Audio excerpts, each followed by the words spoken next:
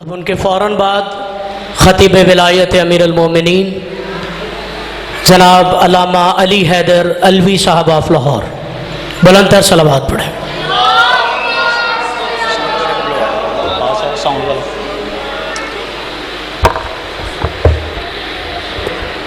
درود پڑھ دے محمد والے محمد کی ذات پہ۔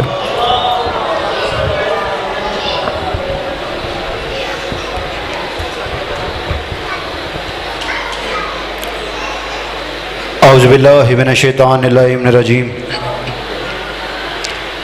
بسم اللہ الرحمن الرحیم، الحمدللہ الذی جعلنا من المتمسکین بولایت امیر المؤمنین، اللہم ایاک نعبد و ایاک نستعین، الصلاۃ والسلام بتحیۃ والاکرام وعلی اشرف الانبیاء والمرسلین وأولادہ الطیبین الطاہرین المعصومین وَلَعَنَ اللَّهُ عَلَىٰ أَعْدَائِهِمْ أَجْمَعِينَ ثم الصلاۃ والسلام علی صدیقۃ المبارکہ الرازیۃ مرضیہ عالمۃ غیر معلمہ ام الکتاب ام القرآن ام الانوار ام الائمہ ام المعصومین ام العلوم ام الہدی ام الحسین ام الحسن ام ابیہ السیدہ فاطمۃ الزہراء بلند ترین۔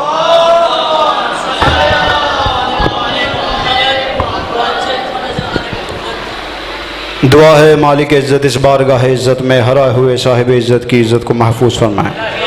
میرے مالک جتنے بھی حاضرین مجلس ذاکرین مجلس بانیان مجلس ہیں سب کے رزق معرفت رزق ولایت میں اضافہ فرما۔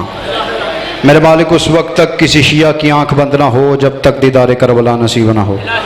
سب آمین کہیے گا۔ سب سے بڑی دعا مالک ہمارے حقیقی وارث سرکار ولی الاثر ہمارے حجت دوراں کے ظہور میں تعجیل فرما، ہمیں ہمارے آخری وارث کی زیارت نصیب فرما، دعاؤں کو قبولیت تک پہنچائے۔ سہارا درود کا لے بلند آواز سے اللہم صلی علی محمد و آل محمد۔ جتنے احباب تشریف فرما ہے گزارش ہے کہ یہ جو خالی جگہ ہے اس کو فاصلہ ختم کر دے، صرف 2 قدم، نام مولا۔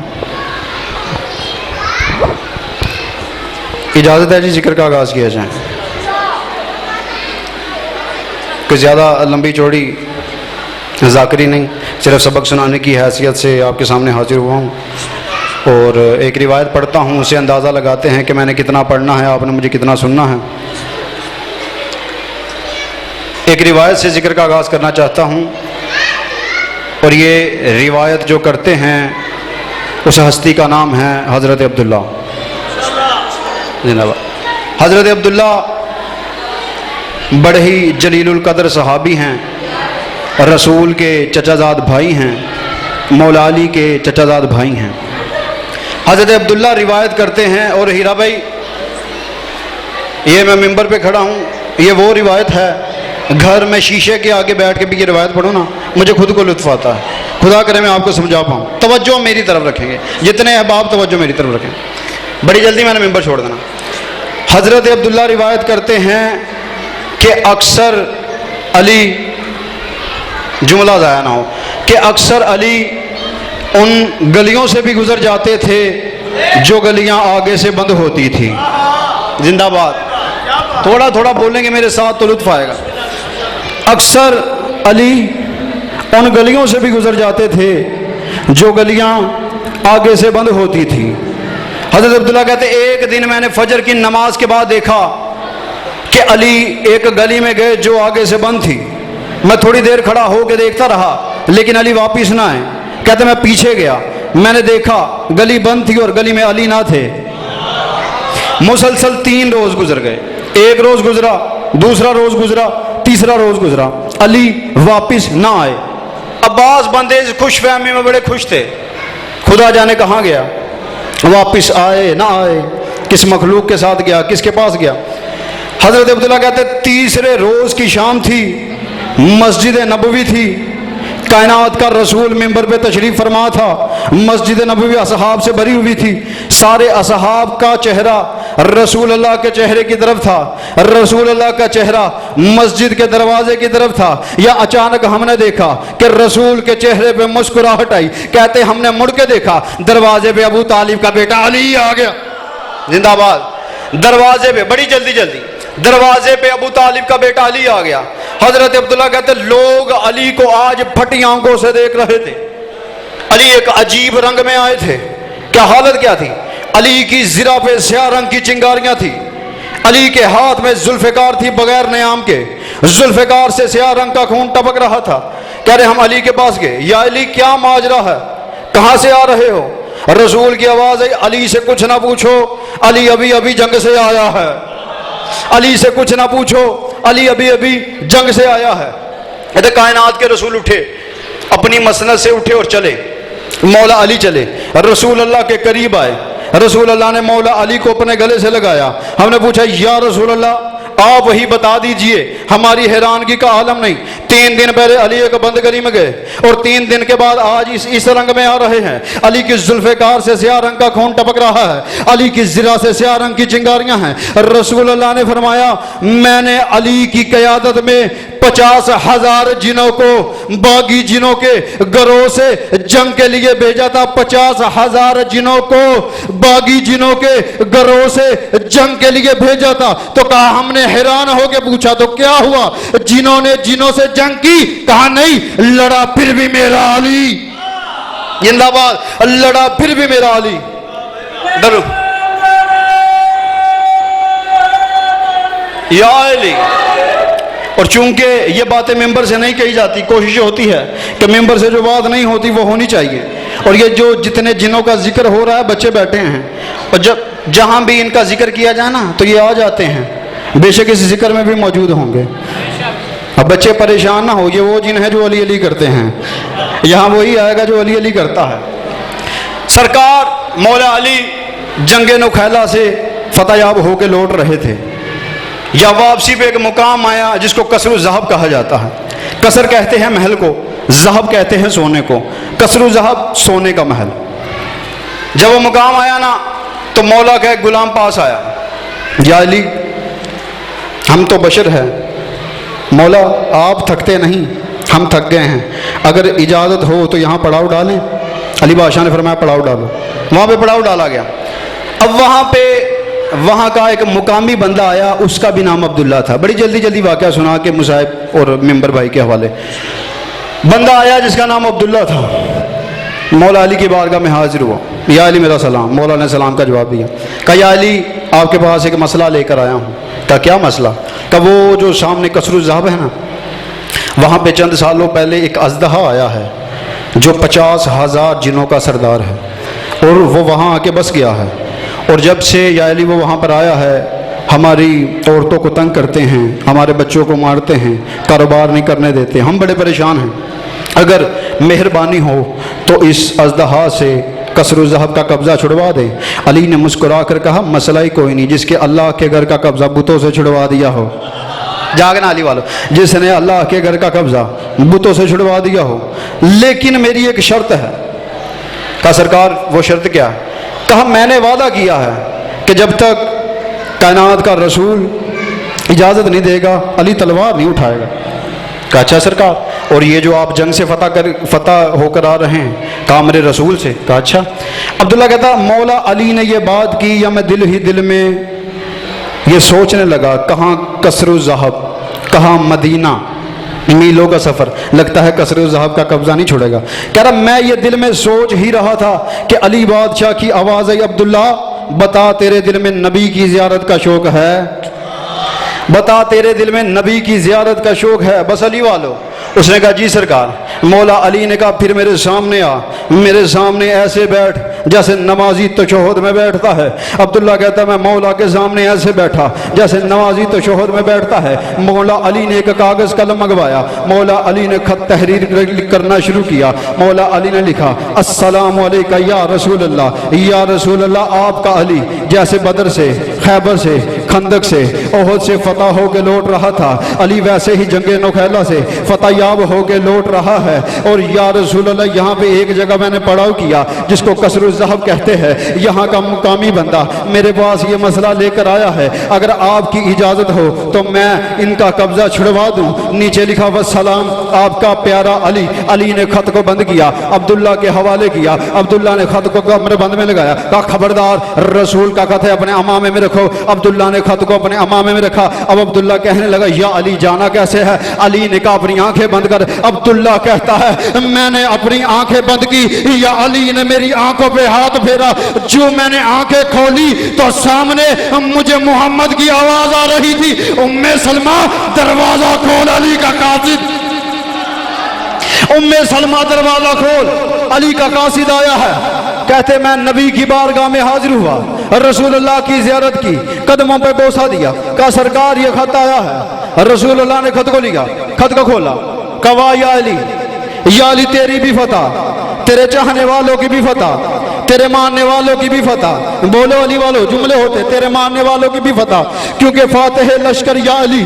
اور یا علی آپ نے جو پوچھا ہے کہ آپ جنوں سے جنگ کریں تو میں آپ کو اجازت دیتا ہوں, ان کا قبضہ چھڑوا کے دے. اور رسول نے دستخط کیے, خط کو بند کیا, عبداللہ کو خط کیا. عبداللہ نے واپس اپنے امامے میں خط لگایا, کہا یا رسول اللہ واپس کیسے جانا ہے؟ کہا جیسے آئے تھے. عبداللہ کہتے اب جو میں نے آنکھیں بند کی, رسول اللہ نے چہرے پہ ہاتھ پھیرا. کہتا میں نے آنکھیں کھولی تو سامنے علی کا خیمہ تھا, خیمے سے آواز آئی اٹھو اٹھو اٹھو, عبداللہ کا استقبال کرو.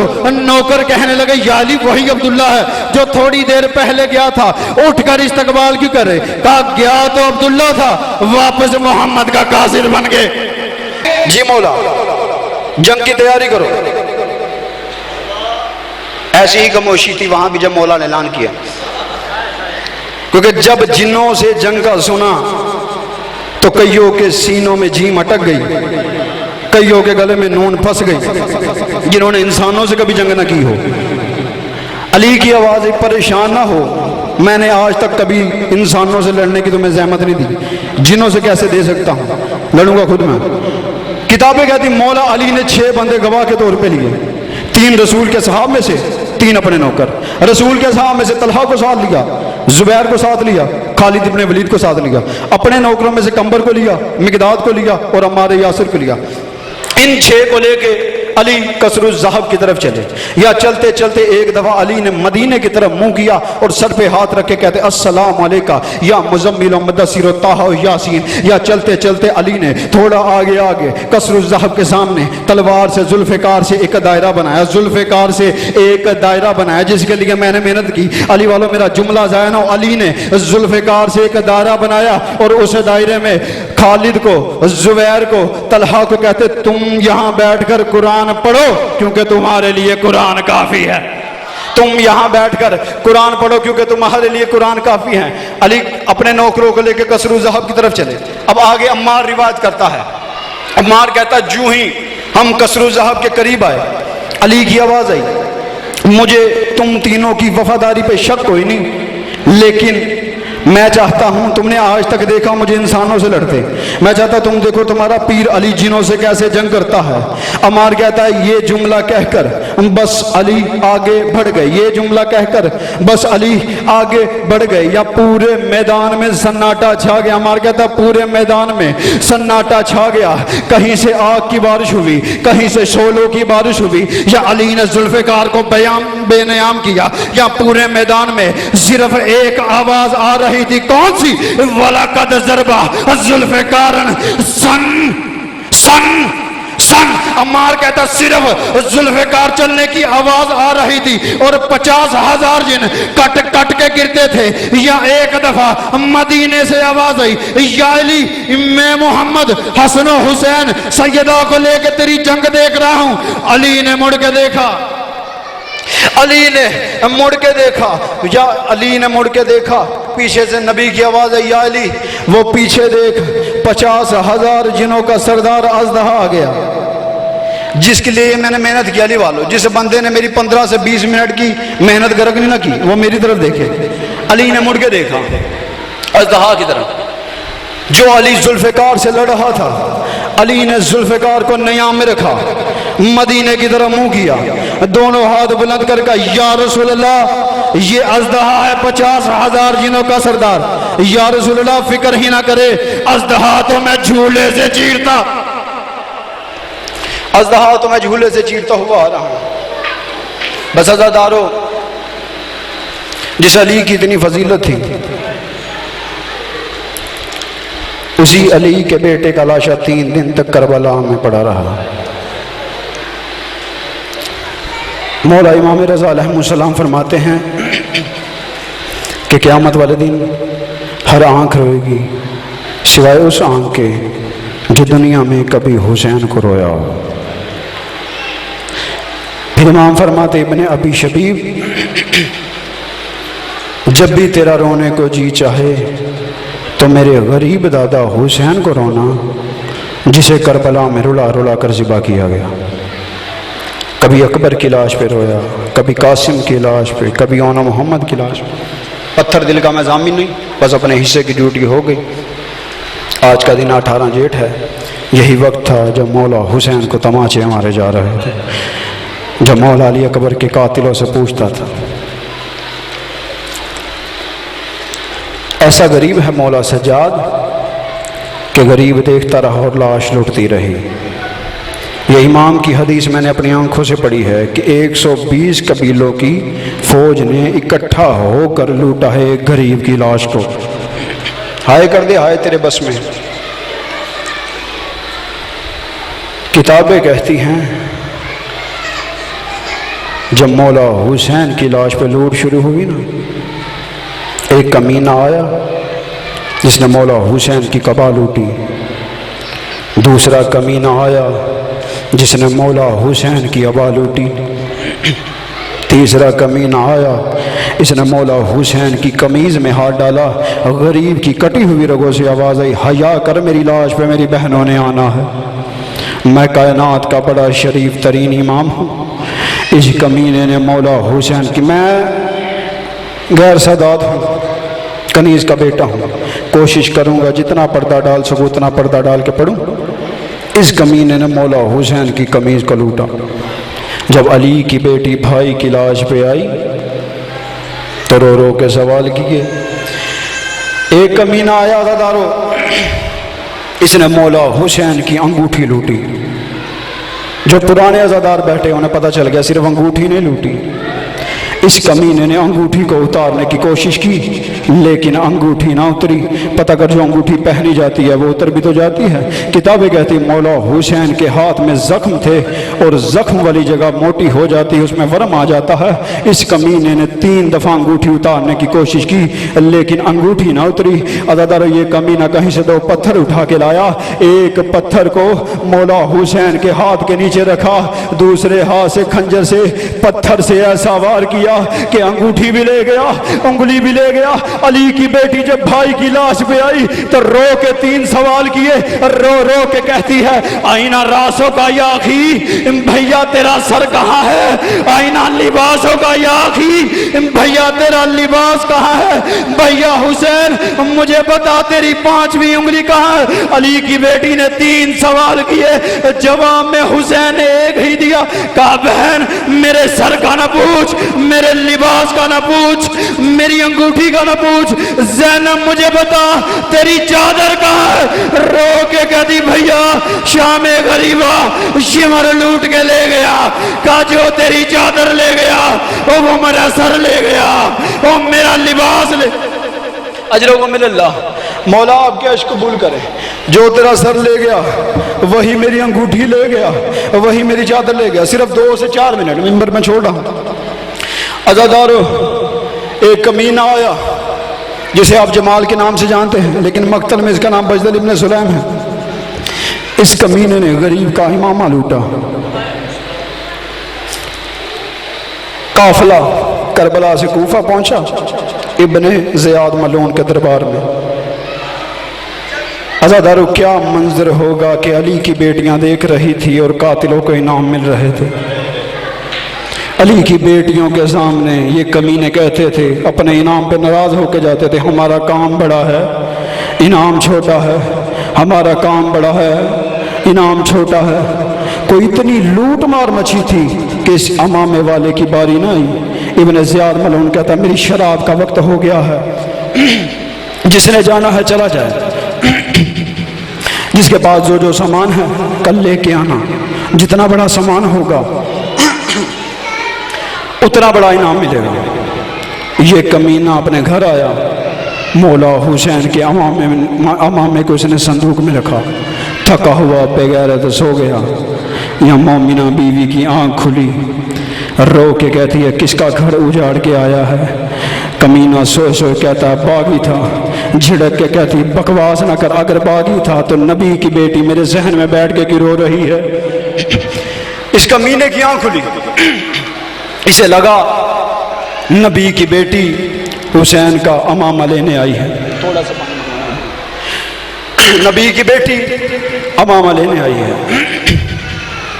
اس نے صندوق کھولا، امامے کو اٹھایا، امامے کو سینے سے لگا کے یہ کہتا ہوا باہر نکل گیا، امامہ میں نے لوٹا ہے، میں فاطمہ کو نہیں دوں گا، انعام مجھے ملنا چاہیے۔ یہ کہتا کہتا جنگل میں آ گیا۔ کتابیں کہتی ہیں 2 سال تک یہ امامے کو ایسے ہی سینے سے لگا کے پٹتا رہا، آخرکار پاگل ہو گیا۔ کوئی ہلکی سی آہٹ بھی سنتا تھا تو کہتا تھا امامہ میں نے لوٹا ہے، میں کسی کو امامہ نہیں دوں گا، انعام مجھے ملنا چاہیے۔ 3 سال کے بعد علماء مقاتل لکھتے ہیں کہ اس بغیرت کی موت واقع ہو گئی۔ 3 سال کے بعد اس بغیرت کی موت واقع ہوئی۔ 1 سال آپ کے اور میرے امام کا امامہ دھوپ اور بارش میں جنگل میں یوں ہی پڑا رہا۔ 1 سال کے بعد ایک حاجیوں کا قافلہ گزرا۔ ایک حاجی نے گزرتے ہوئے خوشبو محسوس کی،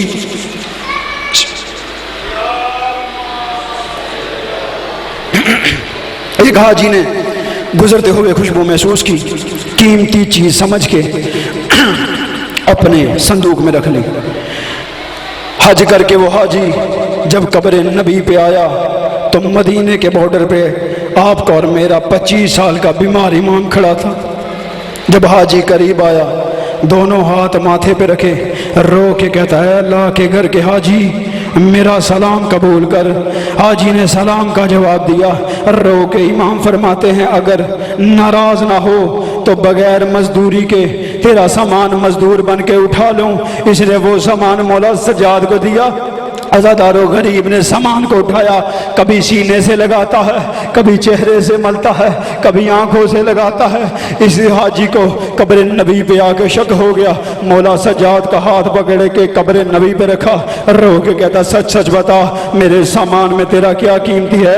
امام سجاد نے رو کر کہا میری پوری کائنات اور میرے ابا عبداللہ کا امامہ وہ جو تو نے جنگل سے اٹھایا تھا وہ میرے بابا حسین کا امامہ ہے، اور میں حسین کا یتیم ہوں۔ مولا سجاد وہ امامہ لے کے علی کی حویلی میں آئے، علی کی حویلی میں پہلا قدم رکھا۔ ہر بیوی نے اپنا حجرہ چھوڑا، علی کی بیٹی نے مصلی چھوڑا، علی اصغر کی ماں نے دھوپ چھوڑی، علی کے گھر میں ماتم شروع ہوا۔ مولا سجاد نے امامے میں کھولا، تیروں سے کٹا ہوا امامہ، تلواروں سے کٹا ہوا امامہ۔